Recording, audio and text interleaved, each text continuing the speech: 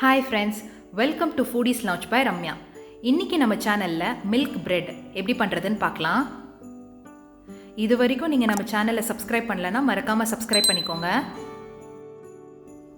Bread பண்ணுறதுக்கு first ஒரு mixing பவுலில் 2 கப் மைதா மாவு சேர்த்துக்கலாம். கூடவே 1.5 teaspoon instant try east, 2 table spoon சர்க்கரை,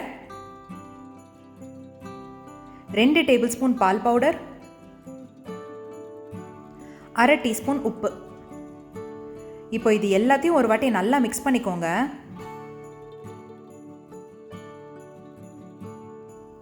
அடுத்தது 1 கப் வெதுவெதுப்பான பால் சேர்த்துக்கலாம். இப்போ இதை கை வச்சு நல்லா பிசைஞ்சுக்கோங்க. ஃபஸ்ட்டு கொஞ்சம் ஒட்டிகிட்டு இருக்க மாதிரி தான் இருக்கும், ஆனால் நீங்கள் பிசைய சாஃப்டாக வரும்.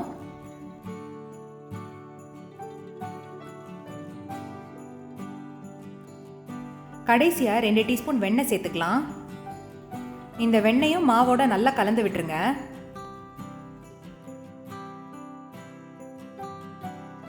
அடுத்தது இந்த மாவை ஒரு ஒர்க் ஏரியாவுக்கு மாற்றிட்டு மினிமம் ஒரு 10 நிமிஷத்துக்கு நல்லா பிசைஞ்சுக்கோங்க. நம்ம பிரெட் பண்ணுறதுக்கு ரொம்ப ரொம்ப முக்கியமான ஒரு ஸ்டெப் இது. அடுத்தது இந்த மாவு மேலே கொஞ்சமாக எண்ணெய் தடவிக்கோங்க, அப்போ தான் காயாமல் இருக்கும். சுற்றி இந்த பாத்திரத்துலேயும் நல்லா தடவிக்கோங்க. இப்போ இது மேலே ஒரு ஈரமான துணி போட்டு ஒரு 1 மணி நேரம் போல் ப்ரூஃப் பண்ணுங்கள்.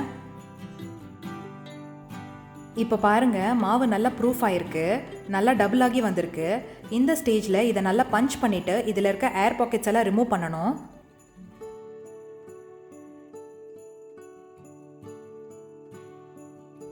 மறுபடியும் ஒரு 2லேருந்து 3 நிமிஷத்துக்கு இதை நல்லா பிசைஞ்சுக்கோங்க.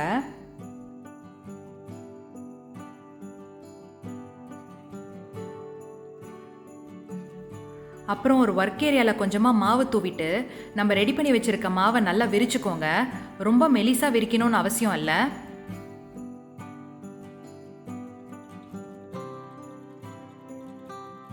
நல்லா தேய்ச்சதுக்கப்புறமா இதை நாளாக மடிச்சுக்கோங்க, ஏன்னா இதை நம்ம பிரெட் பேன்குள்ளே வைக்கணும்.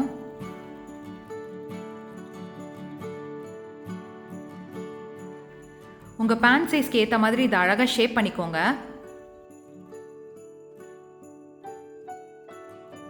அடுத்தது நான் ஒரு 9/5 இன்ச் பிரெட் பேன் எடுத்திருக்கேன். சுற்றி எண்ணெய் தடவிட்டு இந்த மாவை உள்ளே வச்சுருக்கேன். இப்போது இது மேலே ஒரு ஈரமான துணி போட்டு மறுபடியும் இது ப்ரூஃப் பண்ணுங்கள். கிட்டத்தட்ட ஒரு 3/4 மணி நேரத்துலேருந்து 1 மணி நேரம் போல் ஆகும். இப்போ பாருங்கள், நம்மளோட மாவு நல்லா டபுள் ஆகி வந்திருக்கு. கடைசியாக இது மேலே கொஞ்சமாக பால் ப்ரஷ் பண்ணிக்கோங்க, அப்போ தான் மேலே நல்லா கோல்டன் ப்ரௌன் கலர் வரும். பண்ணிவிட்டு இது உடனேவே அவனுக்குள்ளே வச்சுருங்க.